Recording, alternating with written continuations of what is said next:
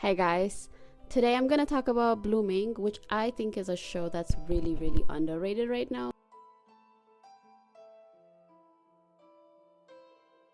In my opinion, I think it's probably one of the best KBLs I've ever watched. I'm gonna talk about the acting, I'm gonna talk about the characters, I'm gonna talk about the editing, I'm gonna talk about the story itself, and at the end of the day, why I think you should watch it. If this is your first time here on this channel, we talk about different types of stories and how they shape us. We're not really into purity culture or perfect representation or unproblematic representation, because obviously that doesn't exist. So let's get into it. So Blooming is, in my opinion, the most overlooked BL, and here's why. Let's start with the acting. The acting of the casting is really well done. So when I started this show, it was actually kind of out of to be honest, out of boredom, because I was waiting to watch Semantic Error, and I was like, okay, let me just try something else. I was kind of it was that dead space between different BLs. That's kind of where I was. The way the actors are allowed for the characters to be fluid and believable, in my opinion, is something that I haven't seen in KBL or really any BL. BLs have a tendency to be very rigid with the characters. There's so much stiffness. The way the actors have clear and smooth chemistry shows me everything about how much they have worked, and nothing feels choppy. They have done lots of workshops, you can tell, in order to prepare for their roles. The other side of it that kind of goes with that is the chemistry. The chemistry is absolutely breathtaking. It is probably one of the best chemistry I have ever seen in a show.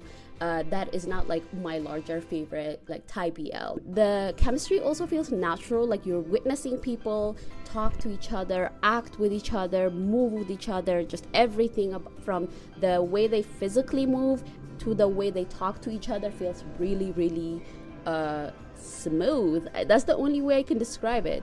You get to grow with the characters. I mean, it's only 11 episodes, and each episode is about 17 to 21 minutes. It ranges. You get to grow with the characters. It's really hard to do that, and I've said this even when I was talking about Kissable Lips. I've said this when I was talking about Semantic Error. You are developing with the characters. You are learning and deepening your relationship with the characters as the characters are also deepening their relationship with each other. The biggest indicator of their chemistry is the beach scene. If you have seen it, and if you haven't seen it, I'm not going to spoil too much, but the beach scene really illustrates what type of eagerness and growth that has happened throughout their relationship. And something that happens in BLs, I don't think I've seen this in any BL, happens in the show, which is that someone corrects someone in an intimate moment. In the middle of an intimate moment, someone says, I'm not gonna say who, I'm not gonna say how, but basically one of them says, hey, this is how you would do this better. And usually that's a mood ruiner, but however, that's something that happens regularly in regular relationships, The other thing that I all the way goes with this is the really unique characters, and the way that, even though again the BL industry can feel extremely oversaturated sometimes, and you get to see the same types of stories and characters over and over again, just repackaged, right? However, with this very simple and very incredibly and well written characters, you're able to be invested in the characters. So there's two layers of the story. So there's they're making a film within the show. Also, there's an autobiography side of it. So usually when there's a show within a show, or a movie within a movie, you're not that invested in the second layer. However, you're invested in both layers of the story. Again, this is something that I don't really see in any shows. I feel the production team, the director, the team is really intentional with the whole process, and you can tell nothing was just done out of urgency or any of that. The biggest thing I actually wanted to make a video for this show is because of the editing. I'm gonna say this full-heartedly. This show had one of the best editing I have seen in any KBL, but also really any show I have seen that centers queer people. I don't even know what to say, but the fade between the scenes is really smooth. The scoring is wonderfully delicious. Like, it just feels like no moment is choppy. The characters, like I said, because they're so smooth with each other, that part feels like checked. But the scene itself, even with good production shows, sometimes, you know, as soon as it's sepia, we're just like, yeah, like that's good cinematography. No, this feels like the color grading, everything else. And as someone who's just learning editing more and more now, and like I'm not at any expert level, but I am just learning how hard that shit is, and now I'm able to witness that in a very different perspective than I did before. It's shot like a very expensive movie, in my opinion. It's like I said, it's incredible color grading. If you don't know color grading, it's like how a scene is colored, or basically it's like the temperature, the exposure, everything else like that.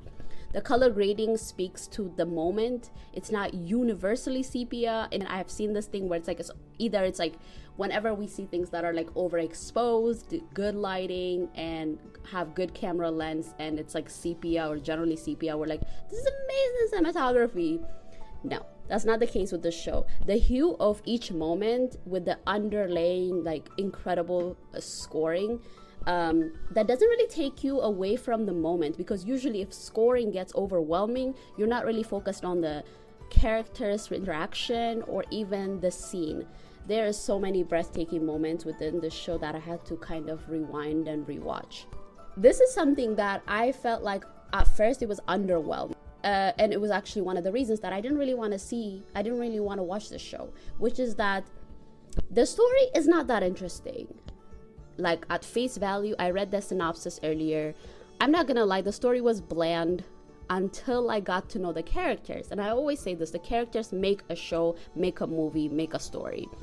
I will stick through it if the characters are really, really smooth and their chemistry feels very just intentional in every way. Like I said, like, it's a very average and very predictable story. It's about a kid who used to be fat when he was a little boy.